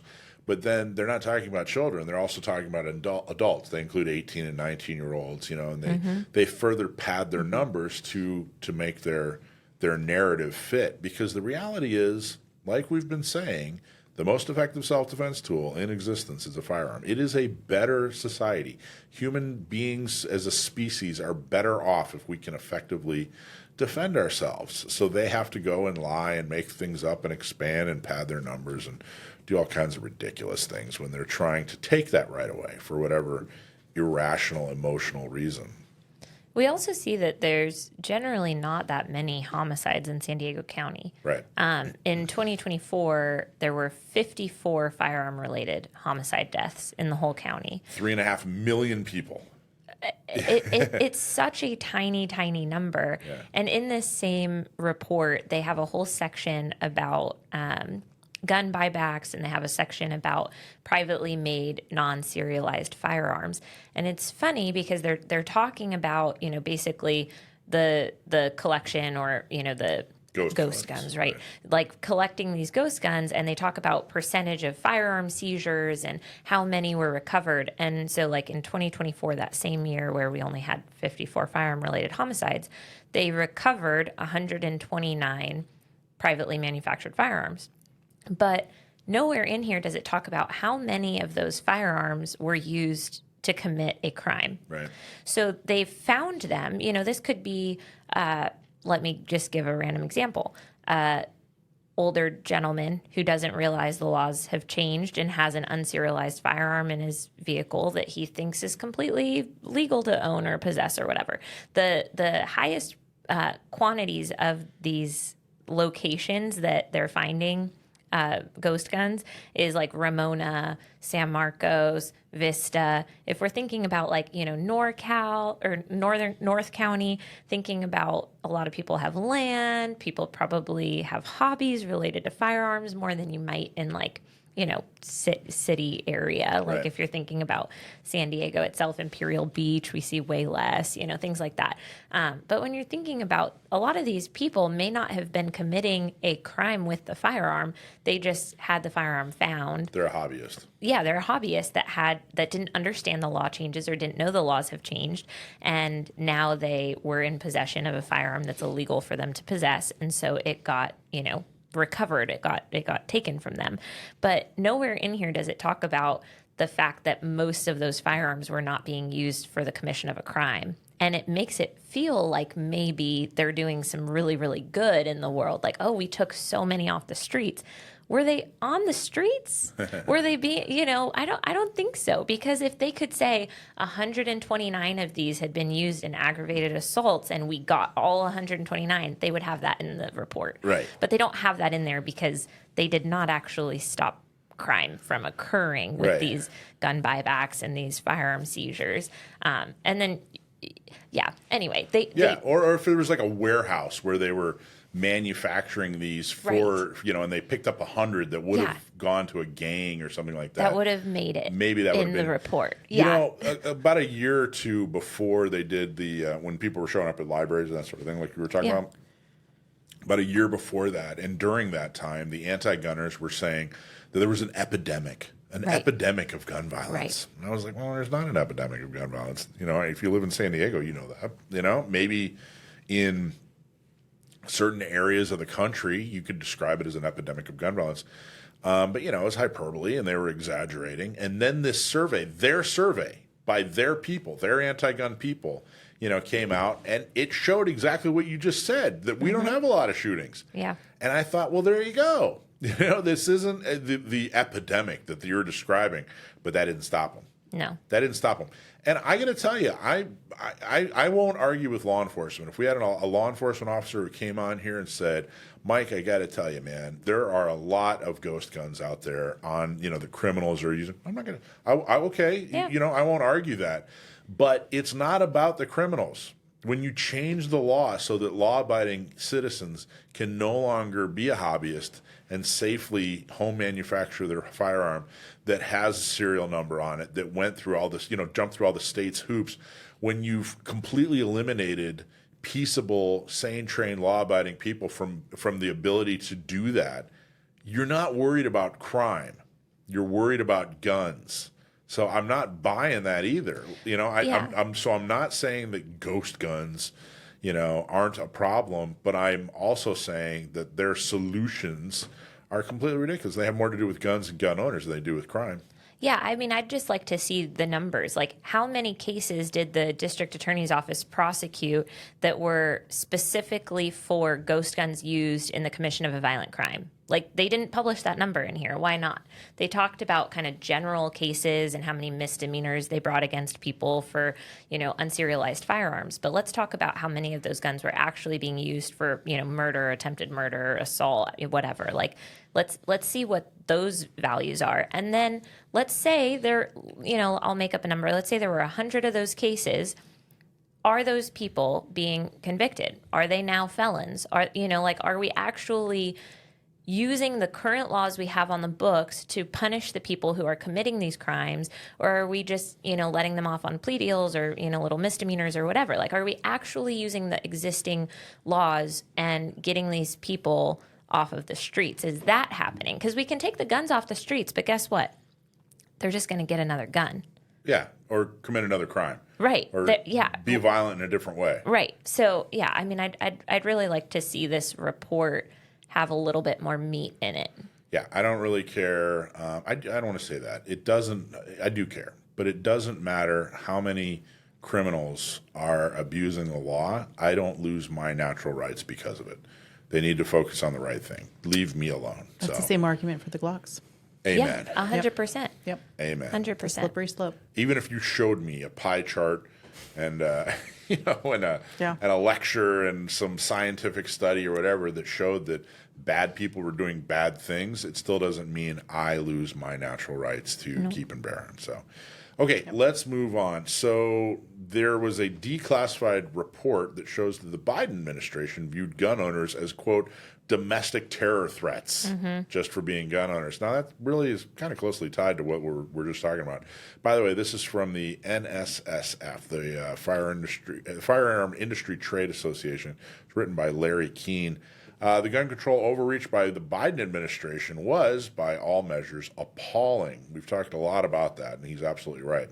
It started with President Joe Biden calling the firearm industry, quote, unquote, the enemy. This is from the debate stage and resulted in a whole of government weaponization to decimate the industry, including executive branch overreach to craft criminal law from thin air. It was infuriating, but it turns out you didn't despise them enough. Director of National Intelligence Tulsi Gabbard, who under the Trump administration currently, she declassified a Biden administration report called the Strategic Implementation Plan for Countering Domestic Terrorism. The report was for the Biden administration's National Security Strategic Implementation Plan to counter domestic terror. We all wanted to counter domestic terror. Nobody likes domestic terror. Let's get rid of domestic terrorists. However, it was built around 4 pillars, but the last and final one was and is shockingly disturbing. The report identified who are, quote, potentially dangerous individuals. And that finger pointed right at you, according to this article, the law-abiding gun owner. So of the 4 types of people, the 4 groups of people that they identified as potentially dangerous individuals who might commit or I don't know, probably go as far as probably will commit domestic terrorism, gun owners. Gun owners were right in the crosshair, so to speak. So Pillar 4, confront long-term contributors to domestic terrorism, intended impact, lethal means for perpetrating acts of domestic terrorism are reduced. Greater care is provided earlier for potential dangerous individuals. Norms of nonviolent political expression and rejection of racism and bigotry are strengthened. Americans have increasing faith in democracy and government. Increased intervention and care for those who pose a danger to themselves and others. Strengthen civics educations that promotes democratic resilience. Increased civic engagement to foster social cohesion. So the action to accomplish that goal is to rein in the proliferation of quote-unquote ghost guns, encourage state adoption of extreme risk protection orders, which are, that's the new term. Remember we were talking about a few weeks ago that they're not calling them gun violence restraining orders anymore. They're calling them extreme risk protection orders. And drive other executive and legislative action, including banning assault weapons and high-capacity magazines. This is how they propose to prevent domestic terrorists. So if you have a magazine that holds 11 or more rounds, if you have a semi-automatic rifle, if you think there should be due process when someone accuses you of something, you're potentially a domestic terrorist. And if you have a hobby of making firearms for your own personal use and not for sale, then the Biden administration looked at you as no more than just a potential domestic terrorist. I have a question. Yes, ma'am. Do they give a definition in these terms? Because if I have a 15-round mag, that's standard capacity. I don't think I fall into this category of high capacity. Right. No, they'll happily define it once it's ready to get voted on, believe me. Which is like, people like to say, assault weapon, that's not a real term. And You're absolutely right. It's not a real term. It's not an industry term. But it is a legal term because they've made it an illegal term. It's also a pejorative because the only way it's used is, not in a positive fashion.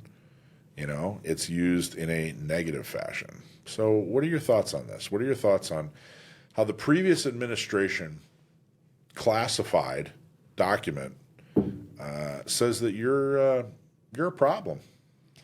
It's so offensive. I mean, offensive isn't even a strong enough word, but it's just so shockingly offensive to say that people who care about their own self-defense in a country where law enforcement response is very long, right? City of San Diego, I think PD response time for priority 1 calls is like over 35 minutes, right? So in the place that I live, there is no one coming to save me except myself. But me wanting to save myself, me wanting to live my life puts me on the, bad list or whatever. It's like, I think the Biden administration in a lot of ways was a domestic terrorist. Well, they're gone, unfortunately. Yeah. And current Attorney General Bondi, I think we're still, I got to say, the administration's on the right path, and so far she's done some good things. but I still think she's got some stuff to prove. I'm Definitely. still waiting for her to screw up. But so far, everything's been okay. Attorney General Bondi has already rolled back the Biden-era ATF zero tolerance policy, which was little more than fast-tracking getting rid of gun dealers. That's all they were doing. Among the task force's to-do list is a review of the final rules related to pistol braces and engaged in the business. For too long, the Second Amendment, which establishes the fundamental individual right of Americans to keep and bear arms, has been treated as a second-class right. This was in the memo from the Attorney General's desk. No more, it is the policy of this Department of Justice to use its full might to protect the Second Amendment rights of law-abiding citizens. I love the powerful words. I hope they continue and turn into powerful actions. Yep. But the stark difference between the Biden administration saying, you, Alicia, you're probably a domestic terrorist. You're about as domestic terrorist as it gets, potentially. Probably. Yeah. Yeah. And the fact that we have the Trump administration saying no more. Pretty powerful words. Speaking of powerful words, I want to go back and revisit for just a moment. I know we've talked about it before, but it's hitting me differently today than I think it does in the past. And I'm not sure why. Go for it. Extreme risk protection orders. Yeah. They are really, I don't know if I can say bad words. Yeah, say bad words. It really pisses me off. There you go. So what I like that that's the bad word. That's the bad word, I was Alicia? ready for I don't know how an how F-bomb or YouTube will be something. like. All right. I mean, it does. So what this is doing, it's almost like putting a label on something that when you answer truthfully, it means you're a horrible person. Yep. Who doesn't want to protect people? Right. Extreme risk protection orders. They are using powerful words to invoke fear and to invoke a feeling of where people are like, you know what, I don't even understand what this or know what it is, but I'm going to, it sounds like it's a great thing. I don't even need to know about it. They're using powerful words to fool people and to fool people into a world where they're not going to fight it. Yeah. They're also saying things. I mean, I've made this point before with the media, how we should not just be blindly agreeing with headlines we see because they're often so untrue. But in this document, the intended impacts, so much of this reads like propaganda. This is a sentence. Americans have increasing faith in democracy and government. I feel like I should be, those old cartoons where like they're seeing black and white dots and they get hypnotized, I feel like that's the vibe here. Like, you have increasing faith. You trust your government. It's like, no, I don't. And I think a lot of Americans don't. But they put this in here as if it's a fact. Rein in the proliferation of ghost guns. What proliferation? Where is the proof of any of these claims? Increase intervention and care for those who pose a danger to themselves and others. Like, it sounds great, but what do you mean by increase intervention? What do you mean by increase care? Strengthen civics education that promotes democratic resiliency. What kind of education are we going to get? Propaganda is what they're going to get. It feels so much like propaganda to me. Reject the premise. The other thing, by the way, I don't trust democracy. That's why I love living in a representative constitutional republic. So this propaganda towards democracy, I know what they're trying to say, but I know what they're actually saying, So I'm one of those people. Gosh, I'm so domestically terrorist. We went to school when they actually taught kind of stuff like this in civics. I don't think the kids are learning this now. Well, maybe if you'd stop using bad words like pisses people off, we would have fewer presidential administrations calling us terrorists, Alicia. Maybe. All right. What else? Anything else? You guys want to touch on anything else? I think we've nailed everything today. Yeah. We've solved all the world's problems. Made people aware. Told them what's happening. Sam got his question right. Gosh, what a great show. Did. Okay, let's talk about the Pew Pew Crew before we go away. Gun Owners Radio's membership program, the Pew Pew Crew. You want to be a part of the Pew Pew Crew. We want to indoctrinate you.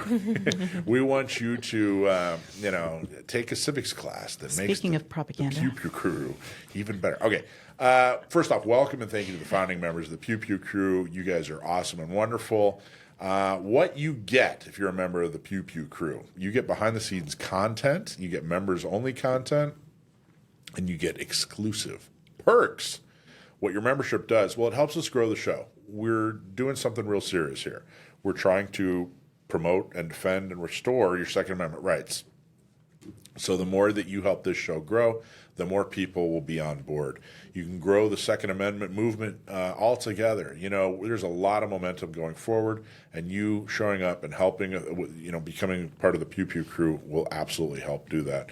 But most of all, we're fighting to restore and defend your self-defense rights in the Second Amendment. So Pew Pew crew perk alert. Are you a new gun owner? Well, join the Pew Pew crew. This is your shot to learn from a real special operations instructor. Join the Pew Pew crew on YouTube, and you could win a private lesson with Matt Hoff from West Coast Kinetic Solutions.